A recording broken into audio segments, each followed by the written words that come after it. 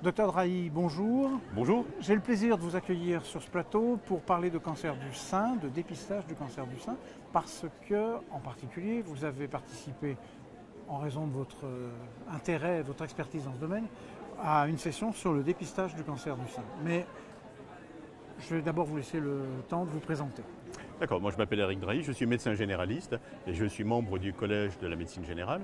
Et j'ai eu le plaisir, l'honneur Avantage ? de participer à la concertation citoyenne sur le dépistage du cancer du sein en tant que membre du comité d'organisation.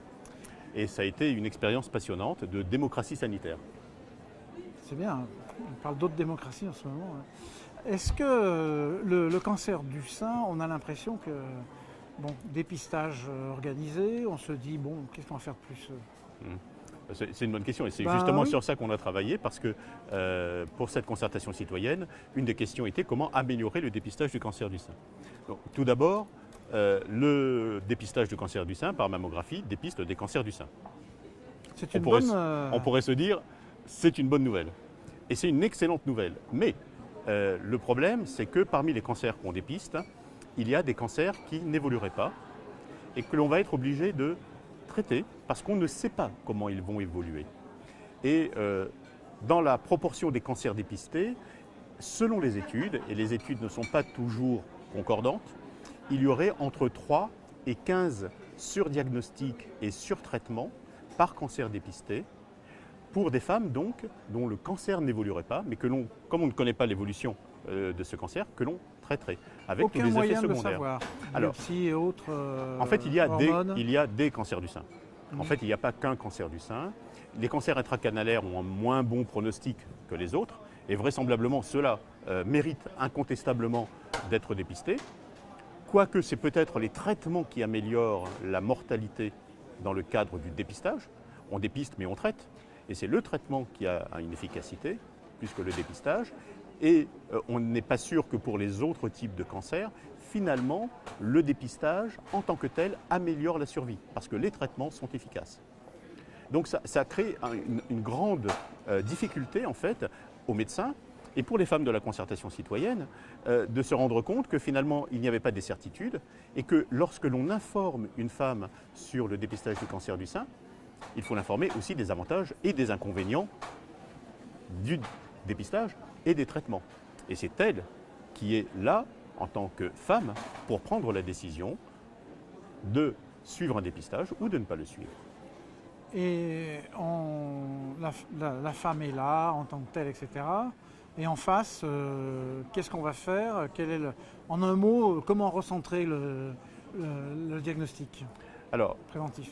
En fait, il faut d'abord l'informer. C'est-à-dire qu'on a beaucoup travaillé dans ce groupe de travail, finalement, du comité d'organisation, sur la notion de décision. Et on est passé de la notion de décision partagée, c'est-à-dire une décision partagée entre le médecin et la femme, qui est souvent, dans bien des cas, la décision du médecin qu'il cherche à faire partager à la femme, vers un changement de paradigme qui est de passer donc, de cette décision partagée à une décision informée. Et c'est la femme qui, complètement informée, prend la décision de suivre ou de ne pas suivre le dépistage. Et ça a été fondateur en fait dans cette concertation citoyenne, ce qui veut dire que ça modifie considérablement la façon dont les médecins vont travailler en consultation avec ces femmes, avec de l'information, des outils d'information et des outils d'aide à la décision pour les femmes. Est-ce que, je vais être un petit peu, je vais faire du mauvais esprit. Est-ce que de botter en touche en disant, voilà, maintenant vous avez les moyens, débrouillez-vous, est-ce que de temps en temps, vous n'êtes pas en désaccord avec la décision de la femme, vous dites, moi ce serait ma femme, je leur ai conseillé de faire le contraire. Alors c'est un des problèmes des valeurs fondamentales en fait de la médecine. Ah oui. Alors il y en a quelques-unes, primum non nocere, c'est ça, hein, toujours agir dans l'intérêt des patients. Si on a la preuve qu'une stratégie a des bénéfices très largement supérieurs aux inconvénients, il faut montrer, décrire, prouver, et je n'ai pas dit convaincre, à la personne qui est en face de nous, qui n'est pas toujours malade, donc en l'occurrence ce sont des gens bien portants que l'on voit dans le cadre d'un dépistage ou d'une prévention. Là, dans ces cas-là, il faut tout faire pour lui permettre de suivre finalement les recommandations qui ont fait la preuve qu'il y avait un bénéfice pour elle, pour cette personne. Lorsque l'on est dans l'incertitude, il faut informer les gens de l'incertitude. Et si nous prenons une décision pour elle, et que finalement, s'il s'agit d'un surdiagnostic, d'un surtraitement, que sa qualité de vie est altérée, cela va, il me semble, à l'encontre de l'éthique du médecin. D'accord.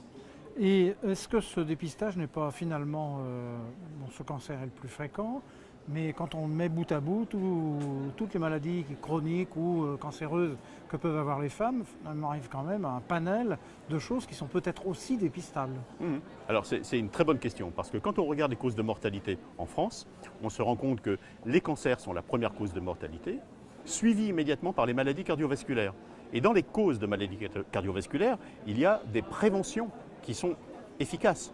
L'arrêt du tabac, par exemple, le traitement de l'hypertension artérielle, l'activité physique, une alimentation équilibrée, où on a des données qui montrent que les interventions que l'on pourrait avoir sur le style de vie, en l'occurrence, et dans les traitements de pathologies simples comme l'hypertension artérielle, sont plus efficaces en termes de diminution de la mortalité que le dépistage du cancer du sein, qui diminue sur 1000 femmes dépistées la mortalité par cancer du sein de 4 personnes sur 1000. Donc on voit que le bénéfice est tout petit avec le dépistage du cancer du sein et qu'il peut être beaucoup plus important si on prend fréquent. Si on prend simplement l'arrêt du tabac. C'est peut-être. Est-ce un mot de conclusion sur tout ça? Comment on voit l'avenir dans ce domaine? Alors, dans une décision informée et dans les préconisations du comité d'orientation de la concertation citoyenne, c'était d'abord et avant tout une consultation centrée sur la prévention faite par le médecin traitant. Donc, le médecin traitant au centre de la prévention. Au centre de la prévention avec des outils qui lui permettent de réaliser cette prévention. D'accord, je pense que le message est clair. Merci beaucoup. Je vous en prie.